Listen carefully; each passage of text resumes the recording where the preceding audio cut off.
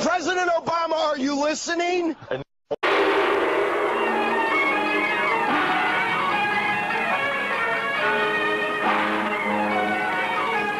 That's why I came here to the South China Sea. It's a place where there's an almost laboratory experiment in what happens when government is limited to its proper function and leaves people free to pursue their own objectives. If you want to see how the free market really works, this is the place to come. Hong Kong, a place with hardly any natural resources. About the only one you can name is a great harbor. Yet the absence of natural resources hasn't prevented rapid economic development.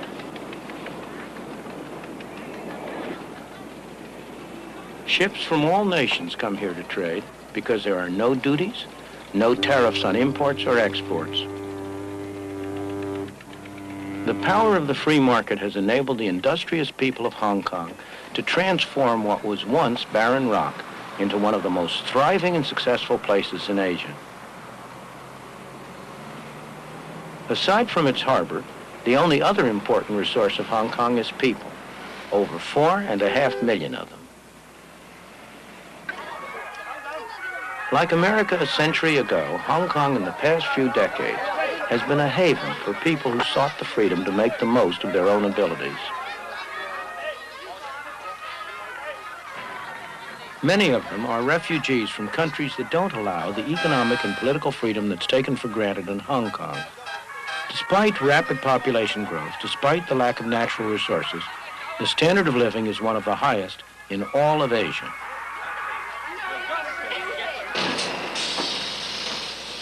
People work hard, but Hong Kong's success is not based on the exploitation of workers.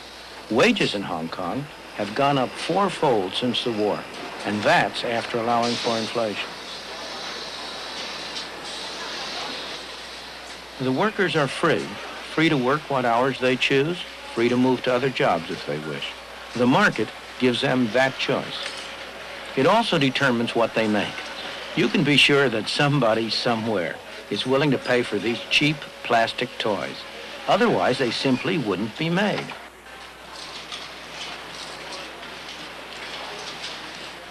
Competition from places like South Korea and Taiwan has made cheap products less profitable. So Hong Kong businessmen have been adapting.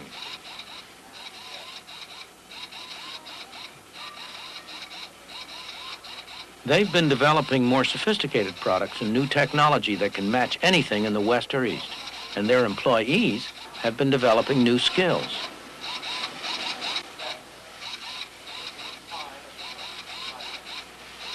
Hong Kong never stops.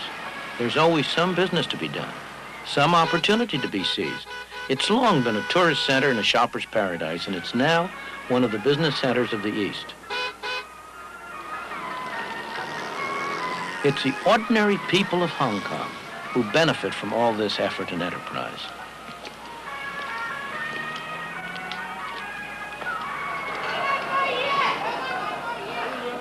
This thriving, bustling, dynamic city has been made possible by the free market. Indeed, the freest market in the world. The free market enables people to go into any industry they want, to trade with whomever they want, to buy in the cheapest market around the world, to sell in the dearest market around the world. But, most important of all, if they fail, they bear the cost. If they succeed, they get the benefit. And it's that atmosphere of incentive that has induced them to work, to adjust, to save, to produce a miracle.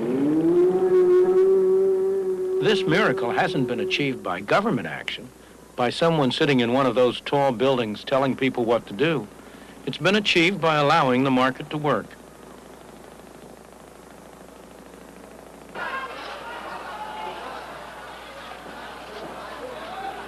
Walk down any street in Hong Kong and you'll see the impersonal forces of the market in operation. Mr. Chung makes metal containers. Nobody's ordered him to. He does it because he's found that he can do better for himself that way than by making anything else. But if demand for metal containers went down, or somebody found a way of making them cheaper, Mr. Chung would soon get that message. A few doors away, Mr. Yu's firm has been making traditional Cantonese wedding gowns for 42 years. But the demand for these elaborate garments is falling. The firm has already gotten that message and is now looking for another product.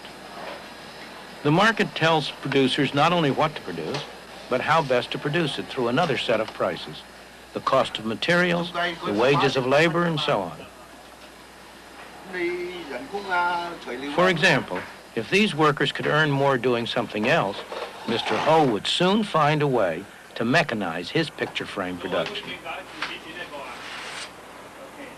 Inside this Chinese medicine shop, a market transaction's going on. The customer's confidence that this painful-looking ordeal will help him doesn't rest on any official certification of the bone doctor's qualifications. It comes from experience, his own or his friends. In his turn, the doctor treats him not because he's been ordered to, but because he gets paid. The transaction is voluntary, so both parties must expect to benefit or it will not take place.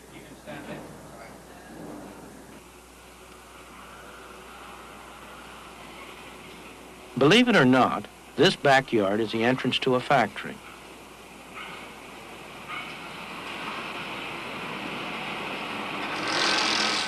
The workers here are some of the best paid in Hong Kong. It's hot, sticky, and extremely noisy. The workers are highly skilled, so they can command high wages. They could induce their employer to improve working conditions by offering to work for less, but they would rather accept the conditions, take the high wages, and spend them as they wish. That's their choice.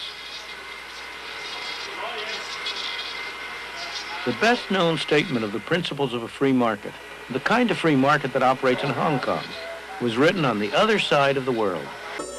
When governments try to control the economy, what goes wrong? Milton Friedman looks at modern governments in action, in Britain, in India, and here in the United States. Don't miss his stark and realistic assessment of the real world we live in. Free to Choose, next week.